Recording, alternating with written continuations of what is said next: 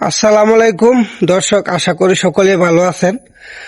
আজকে জীবনের গল্পে উপস্থিত আছেন খলিল আহমেদ। সে একজন অটো চালক, ঢাকা নারায়ণগঞ্জ অটো চালাতো। তার অটোটা ডাকাত দল বা বিভিন্ন পাচারকারী কিভাবে চুরি করেছে তা তার মুখ থেকে শুনবো। খলিল সাহেব, শুরু করেন। প্রথম কি হয়েছিল জোরে বললো, নারায়ণগঞ্জ সাইনবোর্ড থাকি, আরো জোরে। সাইনবোর্ড।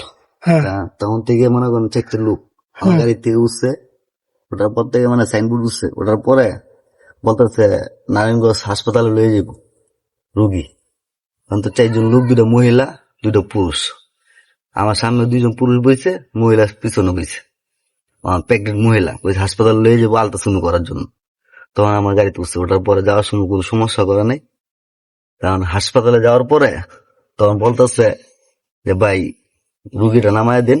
পুরুষে বলতেছে? পুরুষও বলতেছে। তখন রুগী যখন নামায় দিয়ে হাসপাতাল নামায় দেওয়ার পরে ওরা 2জন আবার সামনে বলতেছে ভাই এনে তো গাড়ি চাপানোর মতো সিস্টেম নাই, সামনে একটা পার্কিং জায়গা আছে, ওনার চাপায় গল্প গল্প করি রুগীটা মনে করুন 10-15 মিনিট লাগবো, আবার লয়ে যাবেন সাইনবোর্ড। হ্যাঁ, তখন পরে নামার পরে আমার লয়ে গেছে পার্কিং এর সামনে, নেওয়ার পরে পার্কিং এর সামনে নিয়ে গেছে আপনারা?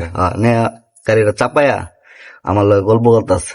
করার পরে কইতেছে ভাই চলেন একটু সামনে বইসা কথা বলি। আচ্ছা, গাড়িটা চাপায়া চাবিটা অফ করে গাড়িটা চাপায়া সামনে বইছি, বলার পরে সামনে 2জন আমার লগে বইয়া গল্প করতেছে। যাত্রী 2জন? যাত্রী 2জন। গল্প করার পরে কতক্ষণ পরে 5 মিনিট পরে মানে 3টা জুস বানায় লইছে আমার খাওয়ানোর জন্য। এরা 2জনে 2টা খাইছে, আমার লেগে একটা লইছে। তখন আমি বলতেছি ভাই আমি কিছু খামো না, আমার হাইতে লাভ নাই, আপনার এই কান সমস্যা নাই, আমি এনে বৈশা যাই। যত কইছেন আমার বোনটা লয়ে যাবেন, মানে যে রুগীটা আবার লয়ে যাবেন, করার পরে 10-15 মিনিট লাগবো, আবার নিয়ে চলে লয়ে যাবো, আবার সাইনবোর্ড নামায় দিবি।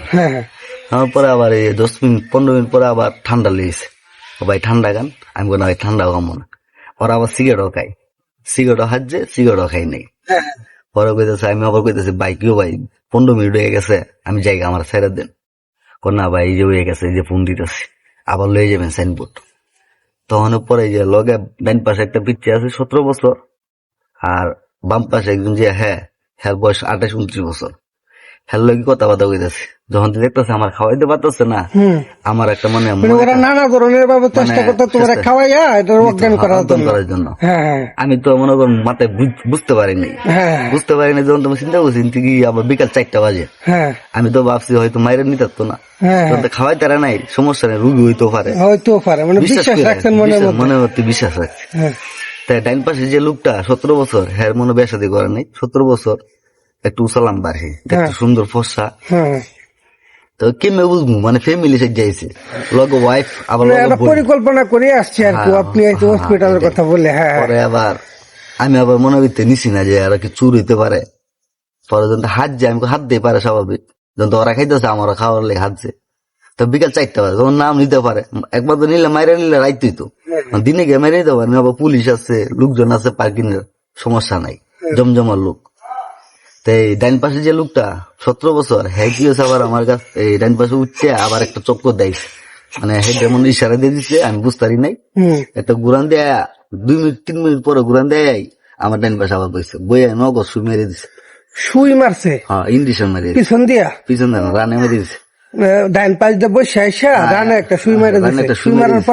সুই মারার পরে আমি উঠতে খারাইছি, মানে ধরছি দাপা দেয়, কি তোরা আমার কি করলে, সুই মেরে দিলে। তখন এই কথা কইতে আমি অজ্ঞানে পড়ে গেছি। মানে সুইটা মারতে ওদেরকে ধরতে গেছেন, ধরতে গিয়ে আমি পড়ে গেছি, ধরতে গিয়ে আপনি অজ্ঞান হয়ে গেছে। মানে 10-15 সেকেন্ডের ভিতরে, আমার সময় দেয় নাই, তখন তো পড়ে গেছি। আবার যে রাস্তায় লইয়েছিলাম, এই রাস্তায় গিয়ে মনে করেন 3 কিলোমিটার রাস্তা পার হয়ে গিয়ে আমার একটা খালি জায়গা আছে, জালকুড়ি করিতলার আগে, করিতলার আগে খালি জায়গা, করিতলা এমনিতে খালি জায়গা একটা আছে, পুষ্কুনির সাইডে আছে, এই না আমার ফালাতে গেছে। তখন আমি এই ঘুম থেকে উঠছি 2 দিন পর। 2 দিন পর ওইখানেই ছিলেন? 2 দিন? না, এখানে মনে করেন সন্ধ্যাবেলা আমার একটা পরিচিত ড্রাইভার আছে, এক লগে বাসায় থাকতাম, হ্যাঁ আবার দেখে চিন্তা লাগছে, হ্যাঁ লয়ে গেছে বাসায়। এটা কতদিন হয়েছে?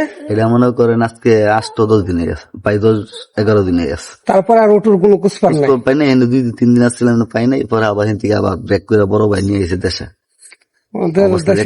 আবার মনে করেন নারায়ণগঞ্জ পাই 1 লাখ টাকা নিজের ক্যাশ, 1 লাখ টাকা কিস্তি। তো এর থেকে আমরা কি শিখলাম?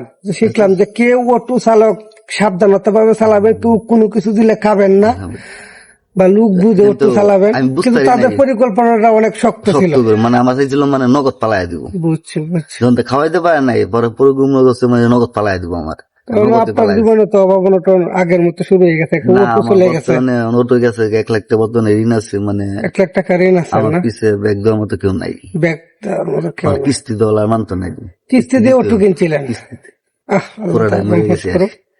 মানে অবস্থা মানে আমার মনে কি কমু, মানে নিজে কষ্টে আছে অনেকটা, মানে কইতেও পারি না সইতেও পারি না। মানে চিন্তা করলাম আত্মহত্যা করলে আরেক ব্যক্তি 2টা মাইয়া আছে, বউ বাচ্চা আছে, আমি তো মনে করেন অবস্থা মরে গেছি। বুঝতে পারছি।